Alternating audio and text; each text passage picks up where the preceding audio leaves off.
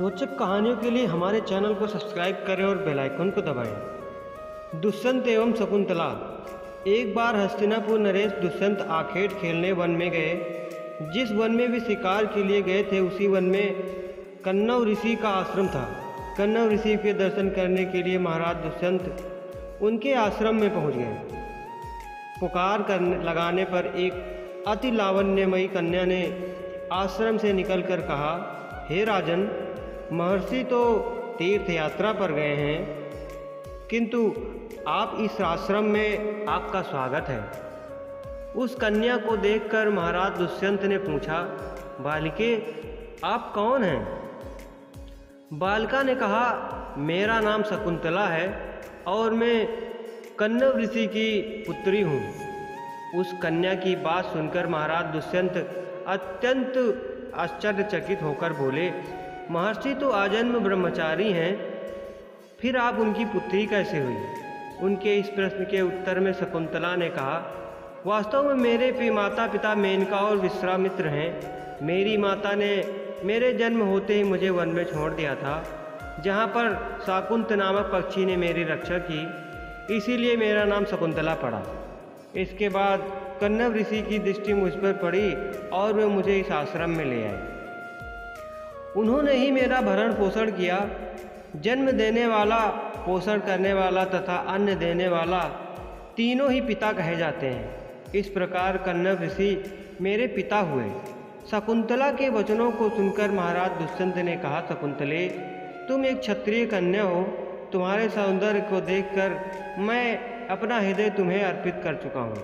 यदि तुम्हें किसी प्रकार की आपत्ति न हो तो मैं तुमसे विवाह करना चाहता हूँ। शकुंतला भी महाराज दुष्यंत पर मोहित हो चुकी थी, अतः उसने अपने विवाह की स्वीकृति प्रदान कर दी। दोनों ने गंधर्व विवाह कर लिया। कुछ काल महाराज दुष्यंत ने शकुंतला के साथ विहार करते हुए वन में ही व्यतीत किया। फिर एक दिन वे शकुंतला से बोले, प्रियतमे, मुझे अब अपना राजकार्य देखने के लिए हस्तिनापुर प्रस्थान करना होगा। महर्षि कण्व के तीर्थ यात्रा से लौट आने पर मैं तुम्हें यहाँ से विदा करके अपने राजभवन ले जाऊँगा। इतना कहकर महाराज ने शकुंतला को अपने प्रेम के प्रतीक के रूप में अपनी एक स्वर्ण मुद्रिका दी और हस्तिनापुर चले गए। एक दिन उनके आश्रम में दुर्वासा ऋषि पधारे। महाराज दुष्यंत के विरह में लीन होने के कारण शकुंतला को उनके आगमन का ज्ञान ही भी नहीं हुआ और उसने दुर्वासा ऋषि को यथोचित स्वागत सत्कार नहीं किया। दुर्वासा ऋषि ने अपना अपमान समझा और क्रोधित होकर बोले, बालिके, तुझे शाप देता हूँ कि जिस किसी के ध्यान में तू लीन होकर मुझे यानी कि मेरा निरादर कर दिया, वह तुझे भूल जाएगा। दुर्वासा ऋषि के शाप को सुनकर शकुंतला का ध्यान टूटा और वह उनके चरणों में गिरकर क्षमा प्रार्थना करने लगी। शकुंतला की क्षमा प्रार्थना से द्रवित होकर दुर्वासा ऋषि ने कहा, अच्छा, यदि तेरे पास कोई उसका प्रेम चिन्ह होगा तो उस चिन्ह को देखकर उसे तेरी स्मृति हो जाएगी। महाराज दुष्यंत के सहवास से शकुंतला गर्भवती हुई। कुछ काल पश्चात कण्व ऋषि तीर्थ यात्रा से लौटे, तब शकुंतला ने उन्हें महाराज दुष्यंत के साथ अपने गंधर्व विवाह के विषय में बताया। इस पर महर्षि कण्व ने कहा, पुत्री, विवाह का कन्या का पिता के घर रहना उचित नहीं है। अब तेरे पति का घर ही तेरा घर है। इतना कहकर महर्षि ने शकुंतला को अपने शिष्यों के साथ हस्तिनापुर भिजवा दिया। मार्ग में एक सरोवर में अचानक आचमन करते वक्त महाराज दुष्यंत की दी हुई शकुंतला की अंगूठी, जो प्रेम की चिन्ह थी, सरोवर में कहीं गिर गई। उस अंगूठी को एक मछली निगल गई। महाराज दुष्यंत के पास पहुंचकर कण्व ऋषि के शिष्यों ने शकुंतला को उनके सामने खड़ी करके कहा, महाराज, शकुंतला आपकी पत्नी है, आप इसे स्वीकार करें। महाराज तो दुर्वासा ऋषि के शाप के कारण शकुंतला को विस्मित कर चुके थे, अतः उन्होंने शकुंतला को स्वीकार नहीं किया और उस पर उल्टा होने का लांछन लगाने लगे।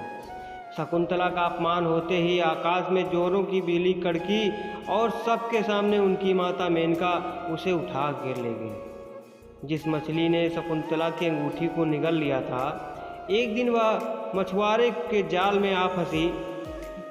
जब मछुआरे ने उसे काटा तो उसके पेट से अंगूठी निकली। मछुआरे ने उस अंगूठी को महाराज दुष्यंत के पास भेंट के रूप में भेजा। अंगूठी को देखते ही महाराज को दुष्यंत शकुंतला का स्मरण हो आया और वे अपने कृत्य का पश्चाताप करने लगे। महाराज ने शकुंतला को बहुत ढूंढवाया किंतु उसका पता नहीं चला। कुछ दिनों के बाद देवराज इंद्र के निमंत्रण पाकर देवासुर संग्राम में उनकी सहायता करने के लिए महाराज दुष्यंत इंद्र की नगरी अमरावती गए। संग्राम में विजय प्राप्त करने के पश्चात जब वे आकाश मार्ग से हस्तिनापुर लौट रहे थे तो मार्ग में उन्हें कश्यप ऋषि का आश्रम दृष्टिगत हुआ। उनके दर्शनों के लिए वहां रुके। आश्रम में एक सुंदर बालक एक भयंकर सिंह के साथ खेल रहा था। मेनका ने शकुंतला को कश्यप ऋषि के पास लाकर छोड़ा था तथा वह बालक शकुंतला का ही पुत्र था।